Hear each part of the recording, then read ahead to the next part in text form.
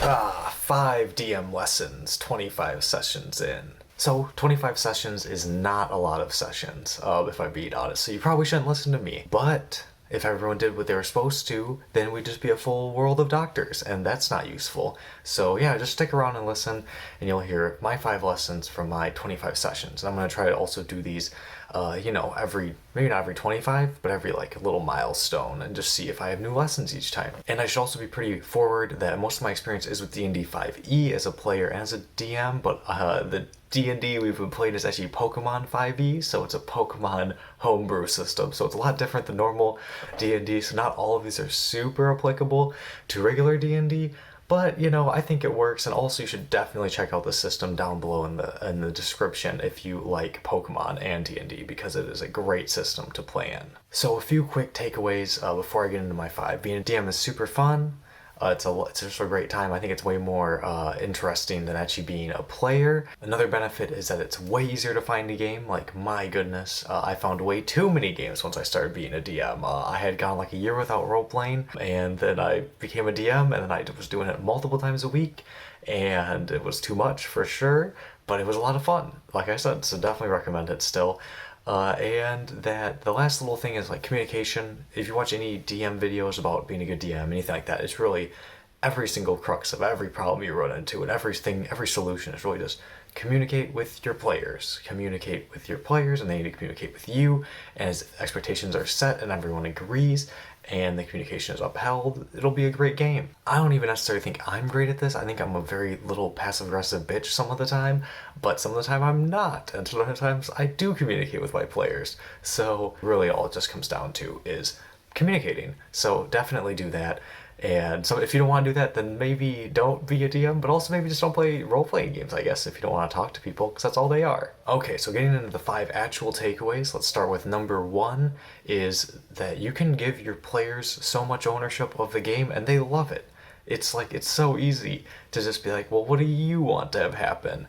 In one of my games, someone rolled a 20 while they were investigating, like doing a nature check throughout a forest, and I was just like, well, you rolled a 20, and I don't know what we really want to have happen, so what would be the best thing your character could find? And then they were like, I want a treehouse. So they found a treehouse, and we haven't figured out exactly what that is going to play into as it goes down the plot, but they wanted a treehouse, and now they have a treehouse, and they're very excited for that, and they are still very excited for it. I think a lot of big things happened in that session, but they took away that they got a treehouse. Like, that was the biggest takeaway from the session, even though that, like, their character unlocked magical abilities, and they had their first kiss, and then they also found a treehouse, and the treehouse thing was what they really latched onto and wanted to continue doing. So I think just giving your players ownership over the world. If a player says do I have this, or would I have done this, I usually just ask, well, what'd you have?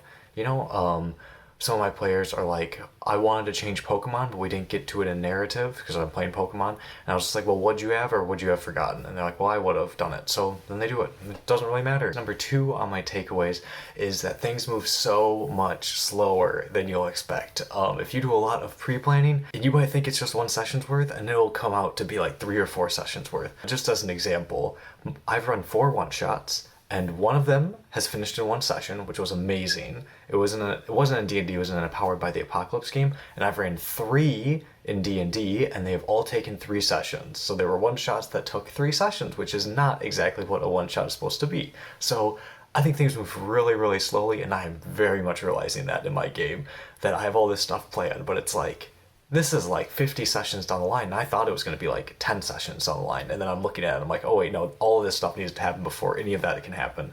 So that's really one of the big takeaways, is that things are so much slower than you think they will be. Number 3 on my takeaways is that it's way more engaging. I kind of mentioned this in the beginning, where I think it's more fun than being a player, but it's way more engaging than being a player, because when you're a player, you're not always really engaged. I mean, you should be listening to what everyone else is doing, but as a DM, you have to be, because you have to know what they're doing, and it's just a really engaging way to play, because you're in every scene. You are the world, and the world is in every scene. They're never just floating in space, and even if they were, you'd have to describe that. So you're in every scene, which is very interesting and very engaging. So I would definitely recommend that. If you ever get bored as a player and you're like, I want to do stuff, if you're a DM, you won't get bored.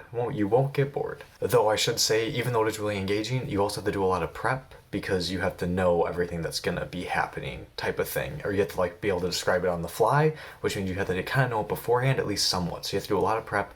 It's a lot of more time investment, and that's kind of just how being a DM is it's a lot more investment than being a player. Number 4, one thing I've learned in that my game, I set it in a central area with a recurring cast of characters, and I've really liked that. In all the other games I've played, it's more been like an adventure where you're going to new places and meeting new people, and that's definitely interesting, and I really like it. But I think the fact that if you just have the same group of people, you get to know them, and the stories come back around, and since we're playing Pokemon, people don't die, and also all my PCs are kids, so the enemies don't die, they just lose, which means they can come back, and I think the ability to wrap recurring characters around all the time is really integral to the game, and I think it makes it a lot more dramatic and a lot more interesting because you're constantly interacting with the same people and getting new perspectives on them, or you're progressing what their stories are as well as your own.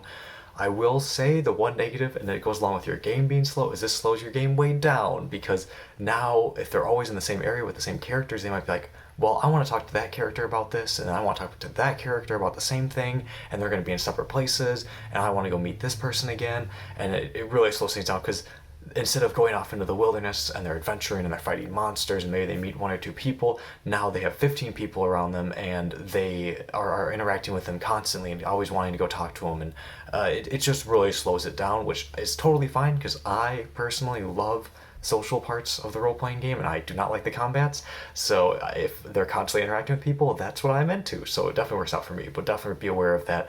If you set it in a central location with a bunch of people, that's the problem you're going to run into. And number 5 is, you should try solo sessions.